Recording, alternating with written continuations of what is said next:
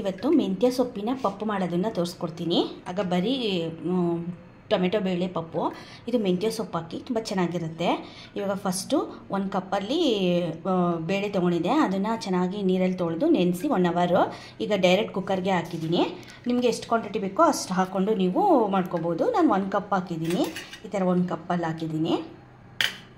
ಈಗ ಟೊಮೆಟೊ ಹಾಕ್ತೀನಿ. ಟೊಮೆಟೊ ಒಗ್ಗರಣೆಗಾದರೂ ಹಾಕೋಬೋದು, ನಾನು ಬೇಳೆ ಜೊತೆಗೇ ಹಾಕ್ತಿದ್ದೀನಿ. ಒಂದು 3 ಟೊಮೆಟೊ ಹಾಕ್ತಿದ್ದೀನಿ. ಒಂದು ಸ್ವಲ್ಪ ಎಣ್ಣೆ ಹಾಕೋಣ ಬೇಳೆ ಬೇಯೋದಕ್ಕೆ. ಅರಿಶಿನ ಒಂದು ಅರ್ಧ ಸ್ಪೂನಷ್ಟು. ಇವಾಗ ಇದನ್ನು ಮಿಕ್ಸ್ ಮಾಡಿಬಿಟ್ಟು ಇವಾಗ ಲಿಡ್ ಕ್ಲೋಸ್ ಮಾಡಿಬಿಟ್ಟು ಒಂದು 4 ರಿಂದ 5 ವಿಸಿಲು ಕೂಗಿಸ್ಕೊಳ್ಳೋಣ. ಈಗ ವಿಸಿಲ್ ಹೋಗಿದೆ, ಇವಾಗ ಓಪನ್ ಮಾಡ್ತಿದ್ದೀನಿ. ಇವಾಗ ಇಷ್ಟು ಬೆಂದಿದೆ. ಇವಾಗ ಇದನ್ನು ಮಸ್ಕೊಳ್ತೀನಿ. ಈಗ ಮಸ್ಕೊಂಡಿದ್ದೀನಿ ನೋಡಿ, ಈ ಥರ ಟೊಮೆಟೊ ಬೇಳೆ. ಬೇಕಾದರೆ ನೀವು ಬರೀ ಬೇಳೆನ ಬೇಯಿಸ್ಕೊಂಡು ಟೊಮೆಟೊನ ಒಗ್ಗರಣೆಗೂ ಹಾಕೋಬೋದು. ನಾನು ಟೊಮೆಟೊನೂ ಮಸ್ಕೊಂಡ್ಬಿಡ್ತೀನಿ. ಇವಾಗ ಇದಕ್ಕೇ ಒಗ್ಗರಣೆ ಮಾಡೋಕ್ಕೆ ಮುಂಚೆನೇ ಹುಣಸೆ ರಸನ ಸ್ವಲ್ಪ ಹಾಕಬೇಕು. 1-2 ಸ್ಪೂನಷ್ಟು ನೋಡಿಕೊಂಡು ಹಾಕಿ. ಹುಳಿ ನಿಮಗೆ ಎಷ್ಟು ಬೇಕು, ಹುಳಿ ಹೆಚ್ಚಿಗೆ ಬೇಕಾದರೆ ಹುಳಿ ಹಾಕ್ಕೊಳ್ಳಿ. ಈ ಥರ ಫಸ್ಟೇ ಹಾಕ್ಕೊಂಡ್ಬಿಡ್ಬೇಕು. ಇವಾಗ ಇದಾಗಿದೆ. ಇವಾಗ ಸ್ಟಾರ್ಟ್ ಮಾಡೋಣ. ಸ್ಟವ್ ಆನ್ ಮಾಡಿದ್ದೀನಿ. ಇವಾಗ ಎಣ್ಣೆ ಹಾಕ್ತೀನಿ.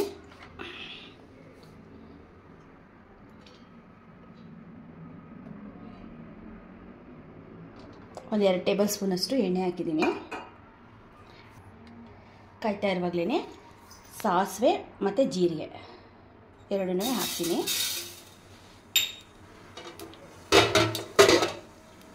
ಚಿಟಪಟ ಅಂತಿದೆ. ಇದನ್ನು ಸ್ವಲ್ಪ ಹಾಗೆ ಕ್ಲೋಸ್ ಮಾಡ್ತೀನಿ, ಯಾಕಂದರೆ ಮೇಲೆಲ್ಲ ಎಗ್ರೆ ಬಿಡುತ್ತಲ್ಲ, ಅದಕ್ಕೇ.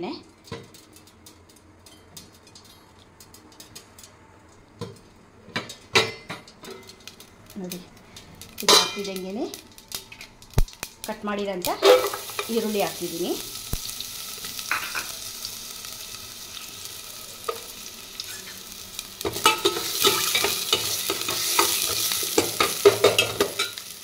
ಈರುಳ್ಳಿ ಹಾಕ್ಬಿಟ್ಟು ಹಸಿಮೆಣಸಿನ್ಕಾಯಿ ಹಾಕ್ತಿದ್ದೀನಿ. ಇದೇ ಖಾರ ನಾನು 5 ಹಾಕ್ತಿದ್ದೀನಿ. 3 ಒಣಮೆಣಸಿನ್ಕಾಯಿ ಹಾಕ್ಬಿಟ್ಟು ಚೆನ್ನಾಗಿ ಫ್ರೈ ಮಾಡ್ಕೊಳ್ಳೋಣ. ಅದೇನು ಅಷ್ಟು ಕೆಂಪಗಾಗೋದೇನು ಬೇಡ. ಮತ್ತು ಒಂದು ಜಜ್ಜಿರ ಅಂತ ಬೆಳ್ಳುಳ್ಳಿ ಹಾಕ್ತಿದ್ದೀನಿ.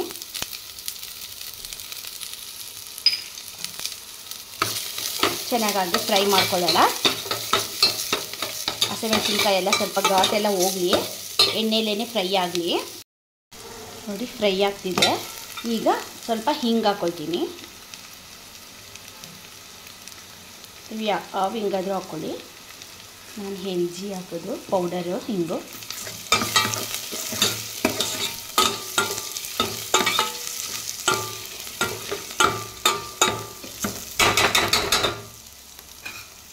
ನೋಡಿ, ಈ ಥರ ಎಣ್ಣೆಲೆ ಚೆನ್ನಾಗಿ ಹಸಿಮೆಣಸಿನ್ಕಾಯಿ ಮೇನು ಫ್ರೈ ಆಗಬೇಕು.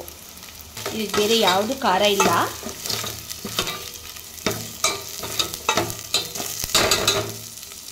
ಇದು ಹಾಕ್ತಿದ್ದಂಗೆ ಮೆಂತ್ಯ ಸೊಪ್ಪು ಹಾಕ್ತೀನಿ.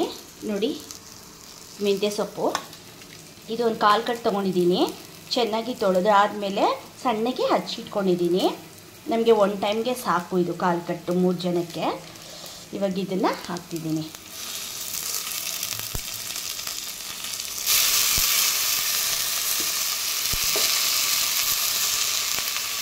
ಹಾಕಿಬಿಟ್ಟು ಚೆನ್ನಾಗಿ ಫ್ರೈ ಮಾಡ್ಕೋಬೇಕು.